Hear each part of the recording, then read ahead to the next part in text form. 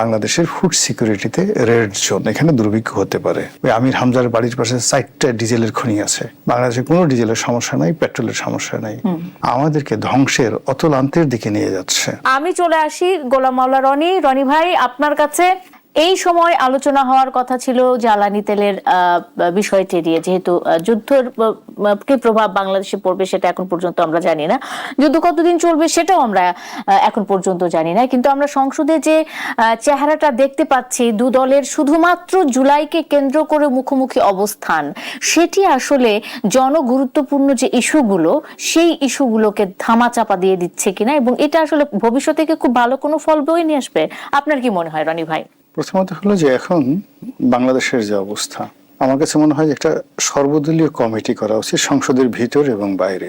যারা প্রিচার আছেন, যারা সমাজে ইনফ্লুয়েন্স রাখেন, যারা মিডিয়া ব্যক্তিত্ব আছেন, সাংবাদিক, সাহিত্যিক, সবার ভিতর থেকে মানে সরকারের একটা বন্ড তৈরি করা। এবং এটা এখন সংসদে যে বিষয়গুলো নিয়ে আলোচনা হচ্ছে তাদের চাইতে বা সেগুলোর চাইতে হাজার হাজার গুণ বেশি গুরুত্বপূর্ণ। কেন গুরুত্বপূর্ণ?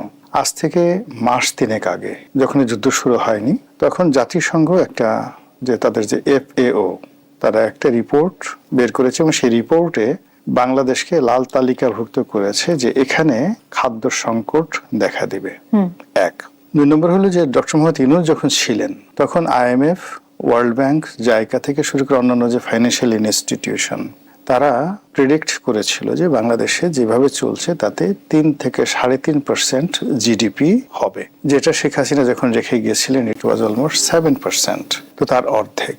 আমাদের দেশের যে অর্থনীতি এবং যেভাবে জিডিপি ক্যালকুলেশন হয়, সেখানে 3 থেকে 3.5% জিডিপি মানে এখানে অলমোস্ট 80 to 90% একটা ঝুঁকি থাকে দুর্ভিক্ষ হওয়ার। তো দেখুন, যখন মানে ওয়ার্ল্ড ব্যাংক বলছে, IMF বলছে যে এখানে 3 থেকে 3.5% জিডিপি হবে, ঠিক তার সঙ্গে জাতিসংঘের অন্য একটা প্রতিষ্ঠান যেটা FAO, তারা বলছে যে বাংলাদেশের ফুড সিকিউরিটিতে রেড জোন, এখানে দুর্ভিক্ষ হতে পারে, ক্লিয়ার ইট। এই যুদ্ধ শুরু হওয়ার পর সমস্ত অর্থনীতিবিদ বাংলাদেশের এবং দেশের বাইরে, ইনক্লুডিং IMF, তারা যেটা বলছে যে এই বাংলাদেশের যে অর্থনৈতিক সংকট, জিডিপি নিয়ে এমন অবস্থা হয়েছে যে এখন এই জিডিপি আর কোনো প্লাসে থাকবে না, এটি -1 to 2% হয়ে যাবে। আমার জানা মতে ব্রিটিশ দ্বিতীয় বিশ্বযুদ্ধের পর আমাদের যে ভারতের যে জিডিপি কিংবা আমেরিকা বা ইংল্যান্ডের যে জিডিপি, যেখানে খুব বেশি খারাপ অবস্থায় গেছিল, তখনও সেটা মাইনাসে যায়নি। কিন্তু বাংলাদেশে এইবার এই মানে ফিসক্যাল ইয়ারে, অর্থ বছরে, এটা -2% যাওয়ার সম্ভাবনা আছে। এবং এই কথা সরকারি দলের একজন সংসদ সদস্য রেজা কিবরিয়া তার নিজে বলেছেন তার IMF এর সূত্র দিয়ে টেলিভিশনে। তো এরকম অসংখ্য ঘটনা, যে ঘটনাগুলো নিয়ে সরকারের অর্থমন্ত্রী, কর্তা ব্যক্তি, যে এরকম একটা পরিস্থিতি যখন হয় তখন আসলে সচেতন হওয়া ছাড়া আমাদের আসলে তেমন কিছু করার নেই। মানুষ যাতে অধৈর্য না হয়, ধৈর্য হারিয়ে না ফেলে, এবং আমরা যারা সমাজে বিভিন্ন কথাবার্তা বলি, আমার মাসুদ কামাল সাহেব, আমাদের কথাবার্তার মধ্যে যেন একটা ধারাবাহিকতা থাকে, ইনক্লুডিং ইউ, যেন আমরা এই সময়টাতে দেশ এবং জাতির পক্ষে একত্রে কাজ করি। এই বিষয়গুলো নিয়ে না তারেক রহমান সাহেব, না জামাতের সভাপতি শফিকুর রহমান সাহেব, তারা এটা ট্রু শব্দ এখন পর্যন্ত উচ্চারণ করেননি। এবং আমি এই যে ভাষায় আপনার সাথে কথা বললাম, আজ পর্যন্ত গত 3 মাসে এই 2 নেতার মুখ দিয়ে বা তাদের কোনো কর্তা ব্যক্তি, তাদের যারা সাহাবী রয়েছেন, তাদের যারা ডান হাত বাম হাত রয়েছেন, তাদের মুখ থেকেও এই জাতীয় সমস্যা নিয়ে কোনো কথাবার্তা আমরা শুনতেছি না।